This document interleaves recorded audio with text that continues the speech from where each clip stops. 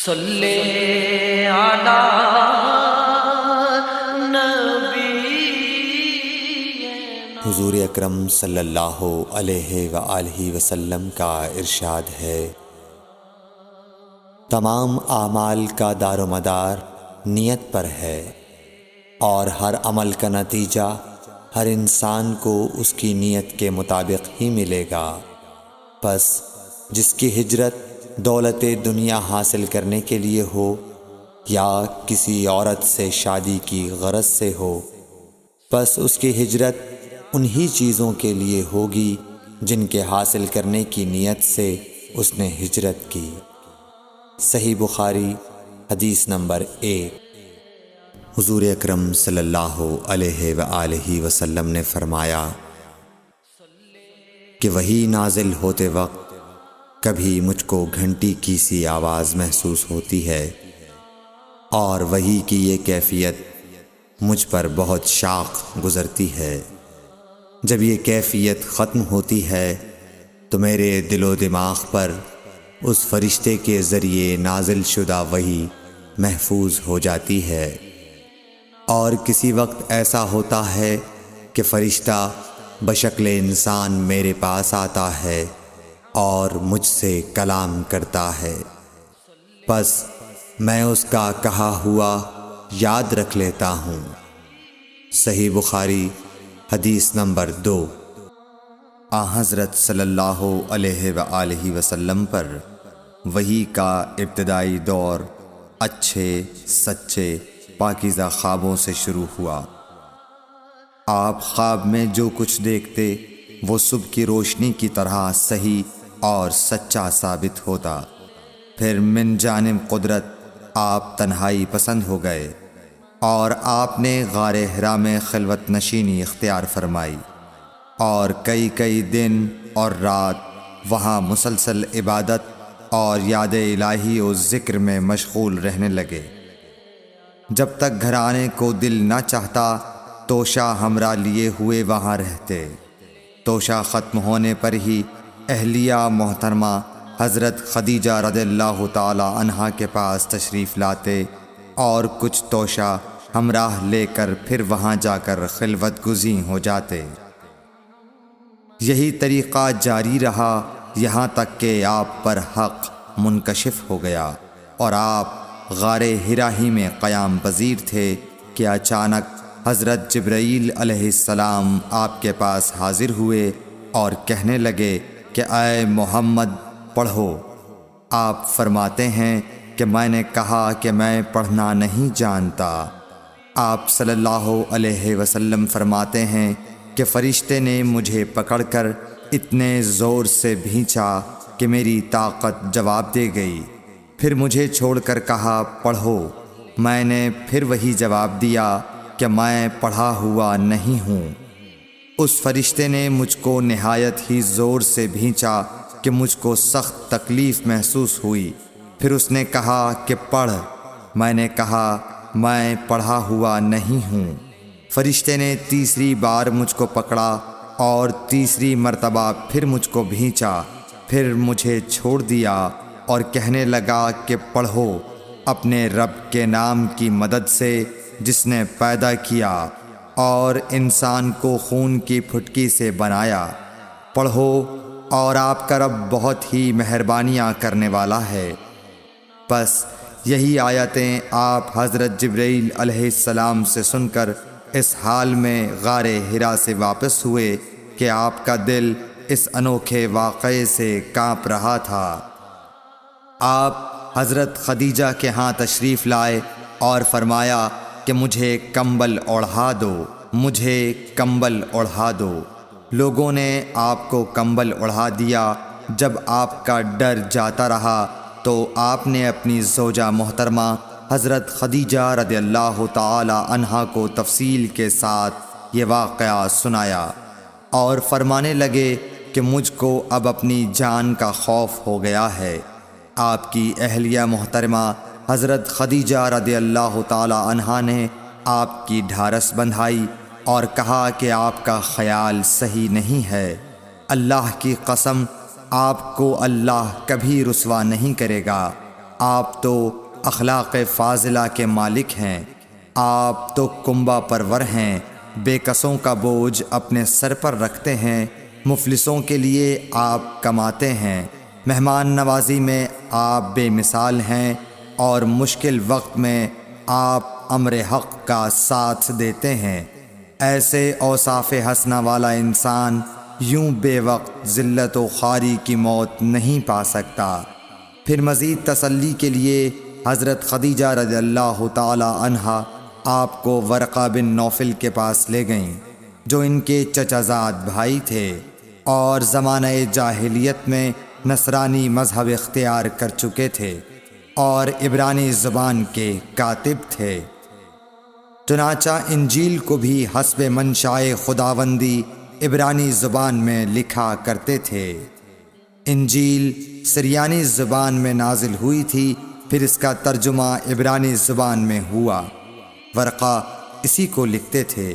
وہ بہت بوڑھے ہو گئے تھے، یہاں تک کہ ان کی بینائی بھی رخصت ہو چکی تھی۔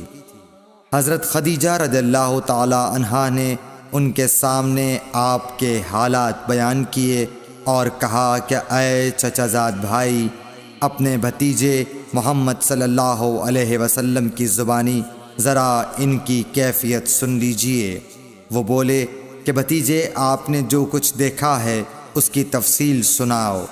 چنانچہ آپ صلی اللہ علیہ وآلہ وسلم نے از اول تا آخر پورا واقعہ سنایا، جسے سن کر ورقہ بے اختیار ہو کر بول اٹھے کہ یہ تو وہی ناموس معزز رازدان فرشتہ ہے جسے اللہ نے حضرت موسیٰ علیہ السلام پر وحی دے کر بھیجا تھا۔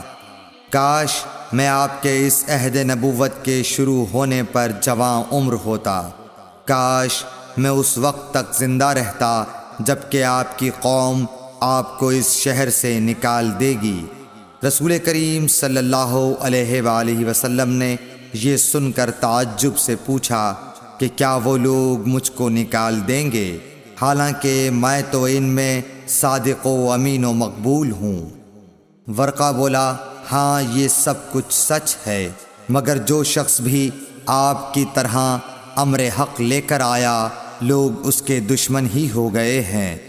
اگر مجھے آپ کی نبوت کا وہ زمانہ مل جائے تو میں آپ کی پوری مدد کروں گا، مگر ورقہ کچھ دنوں کے بعد انتقال کر گئے۔ پھر کچھ عرصے تک وحی کی آمد موقوف رہی۔ صحیح بخاری حدیث نمبر 3۔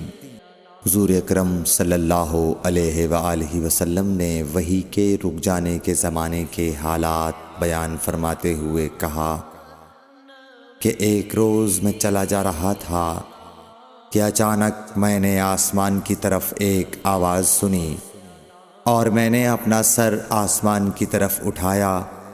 کیا دیکھتا ہوں کہ وہی فرشتہ جو میرے پاس غار حرا میں آیا تھا وہ آسمان و زمین کے بیچ میں ایک کرسی پر بیٹھا ہوا ہے۔ میں اس سے ڈر گیا اور گھر آنے پر میں نے پھر کمبل اوڑھنے کی خواہش ظاہر کی۔ اس وقت اللہ پاک کی طرف سے یہ آیات نازل ہوئیں، اے لحاف اوڑھ کر لیٹنے والے، اٹھ کھڑا ہو اور لوگوں کو عذاب الہی سے ڈرا، اور اپنے رب کی بڑائی بیان کر، اور اپنے کپڑوں کو پاک صاف رکھ اور گندگی سے دور رہ۔ اس کے بعد وہی تیزی کے ساتھ پے در پے آنے لگی۔ صحیح بخاری حدیث نمبر 4۔ رسول اللہ صلی اللہ علیہ وآلہ وسلم نزول قرآن کے وقت بہت سختی محسوس فرمایا کرتے تھے، اور اس کی علامتوں میں سے ایک یہ تھی کہ یاد کرنے کے لیے آپ اپنے ہونٹوں کو ہلاتے تھے۔ ابن عباس رضی اللہ تعالی عنہ نے کہا، میں اپنے ہونٹوں کو ہلاتا ہوں جس طرح آپ ہلاتے تھے۔ سعید کہتے ہیں، میں بھی اپنے ہونٹ ہلاتا ہوں جس طرح ابن عباس رضی اللہ تعالی عنہ کو میں نے ہلاتے دیکھا۔ پھر انہوں نے اپنے ہونٹ ہلائے۔ ابن عباس رضی اللہ تعالی عنہ نے کہا، پھر یہ آیت اتری کہ اے محمد، قرآن کو جلد جلد یاد کرنے کے لیے اپنی زبان نہ ہلاؤ، اس کا جمع کر دینا اور پڑھا دینا ہمارا ذمہ ہے۔ حضرت ابن عباس رضی اللہ تعالی عنہ کہتے ہیں، یعنی قرآن آپ صلی اللہ علیہ وآلہ وسلم کے دل میں جما دینا اور پڑھا دینا ہمارے ذمہ ہے۔ پھر جب ہم پڑھ چکے تو اس پڑھے ہوئے کی اتباع کرو۔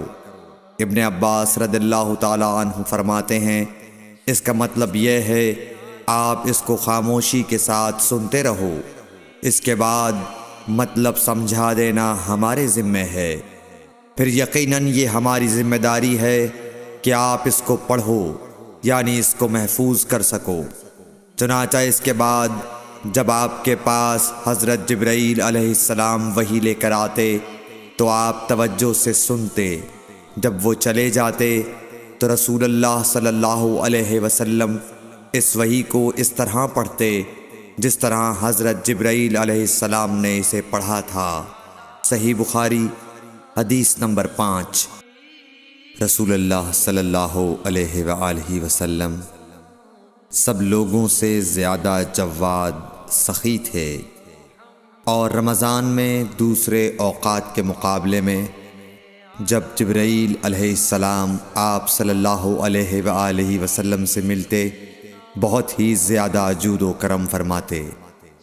جبرائیل علیہ السلام رمضان کی ہر رات میں آپ صلی اللہ علیہ وآلہ وسلم سے ملاقات کرتے اور آپ کے ساتھ قرآن کا دورہ کرتے۔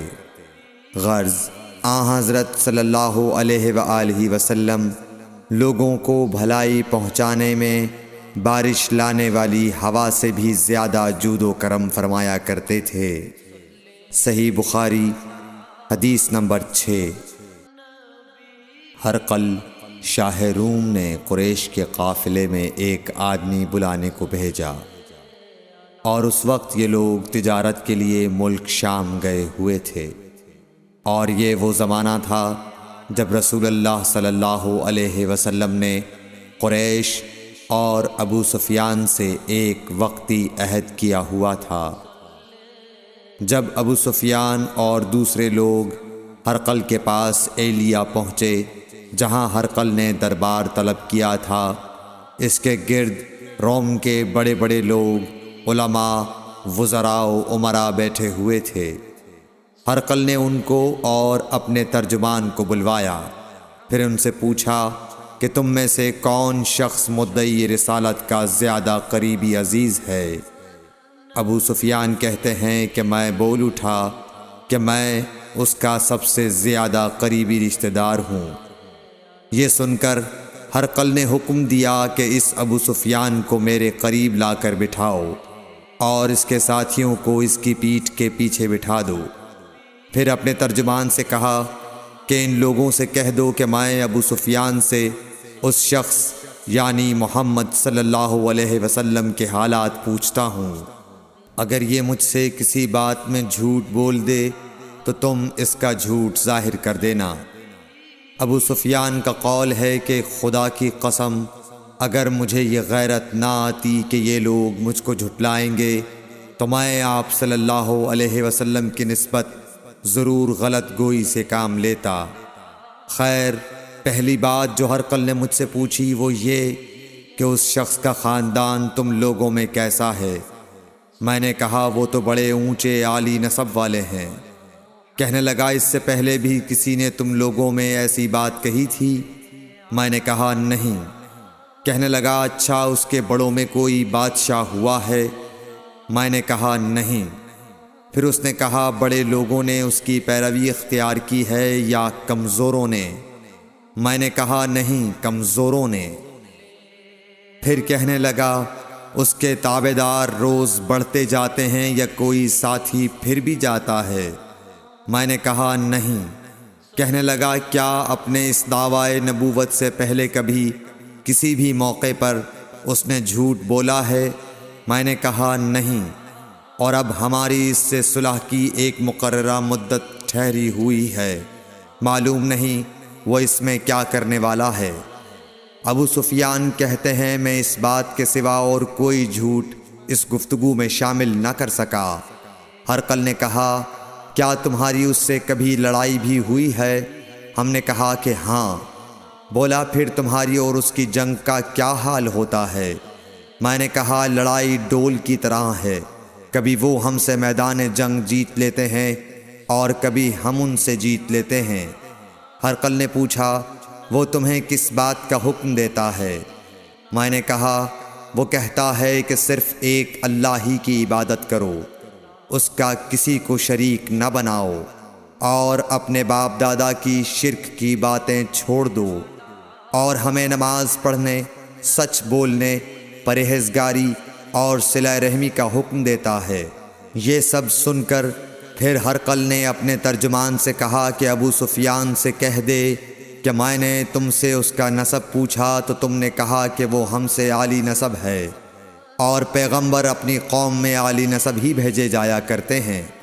میں نے تم سے پوچھا کہ دعویٰ نبوت کی یہ بات تمہارے اندر اس سے پہلے کسی اور نے بھی کہی تھی؟ تو تم نے جواب دیا کہ نہیں۔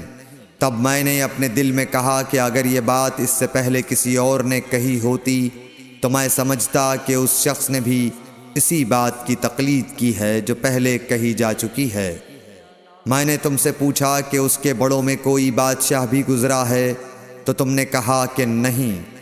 تو میں نے دل میں کہا کہ ان کے بزرگوں میں سے کوئی بادشاہ ہوا ہوگا تو کہہ دوں گا کہ وہ شخص اس بہانے اپنے آباء و اجداد کی بادشاہت اور ان کا ملک دوبارہ حاصل کرنا چاہتا ہے۔ اور میں نے تم سے پوچھا کہ اس بات کے کہنے یعنی پیغمبری کا دعویٰ کرنے سے پہلے تم نے کبھی اس کو دروغ گوئی کا الزام لگایا ہے؟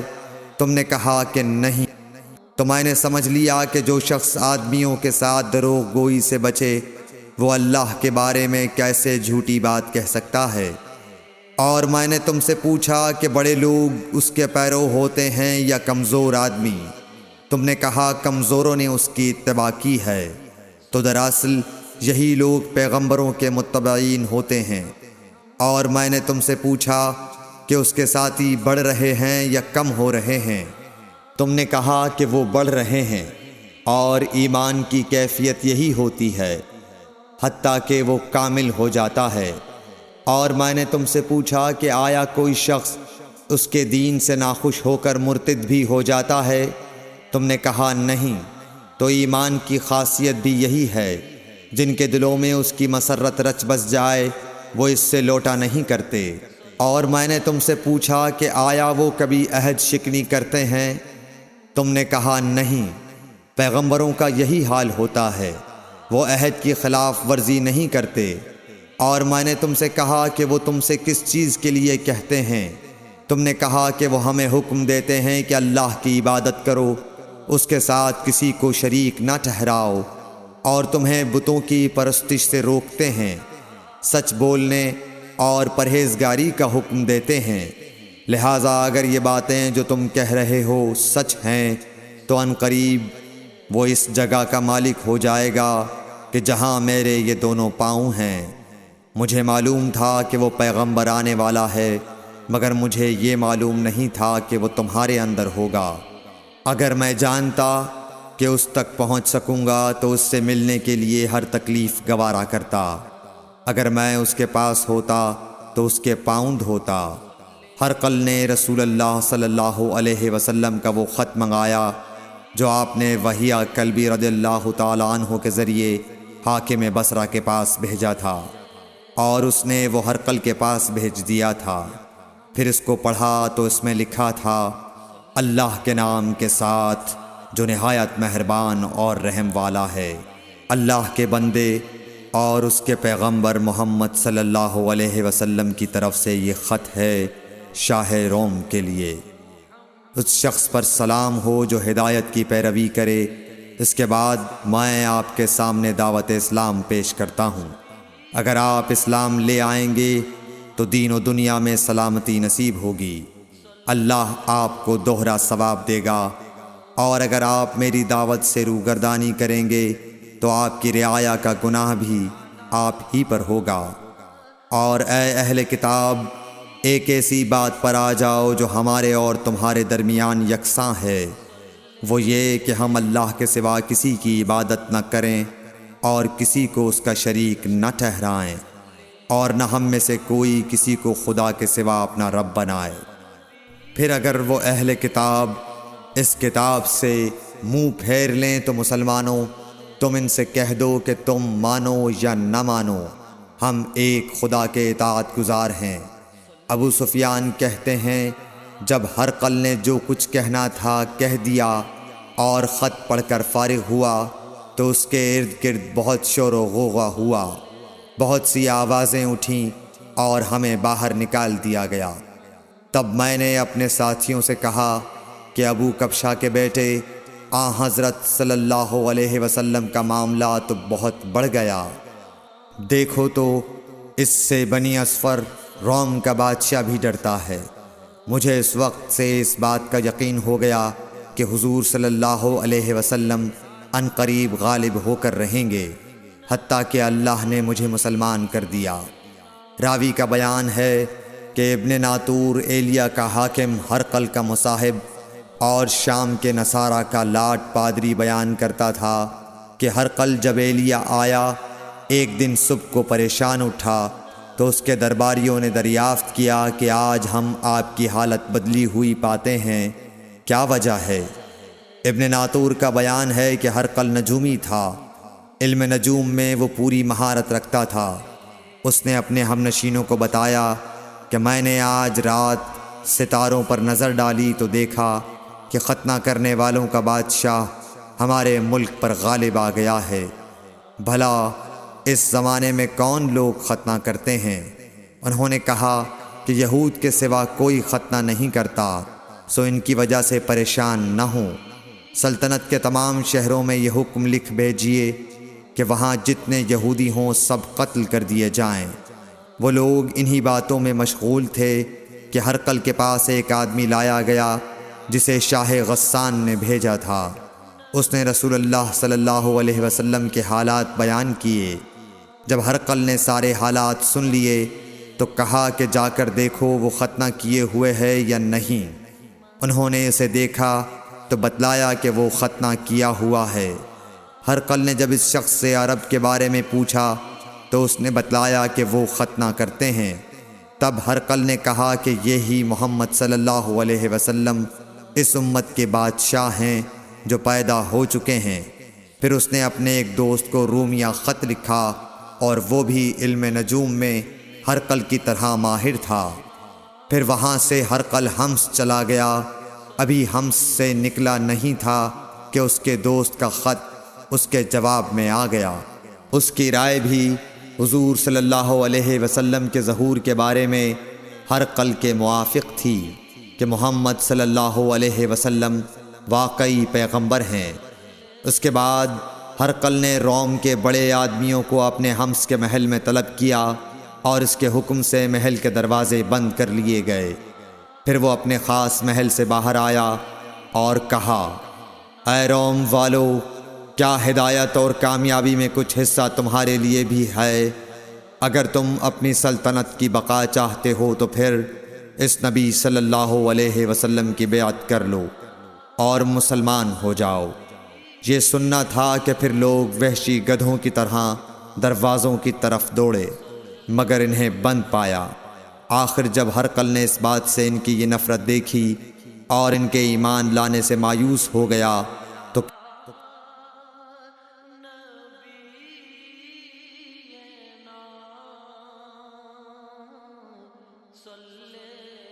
باہر آیا اور کہا، اے روم والو، کیا ہدایت اور کامیابی میں کچھ حصہ تمہارے لیے بھی ہے؟ اگر تم اپنی سلطنت کی بقا چاہتے ہو تو پھر اس نبی صلی اللہ علیہ وسلم کی بیعت کر لو اور مسلمان ہو جاؤ۔ یہ سننا تھا کہ پھر لوگ وحشی گدھوں کی طرح دروازوں کی طرف دوڑے مگر انہیں بند پایا۔ آخر جب ہرقل نے اس بات سے ان کی یہ نفرت دیکھی اور ان کے ایمان لانے سے مایوس ہو گیا تو کہنے لگا کہ ان لوگوں کو میرے پاس لاؤ۔ جب وہ دوبارہ آئے تو اس نے کہا، میں نے جو بات کہی تھی اس سے تمہاری دینی پختگی کی آزمائش مقصود تھی، سو وہ میں نے دیکھ لی۔ تب یہ بات سن کر وہ سب کے سب اس کے سامنے سجدے میں گر پڑے اور اس سے خوش ہو گئے۔ بالآخر ہرقل کی آخری حالت یہی رہی۔ صحیح بخاری حدیث نمبر 7۔ صلی علی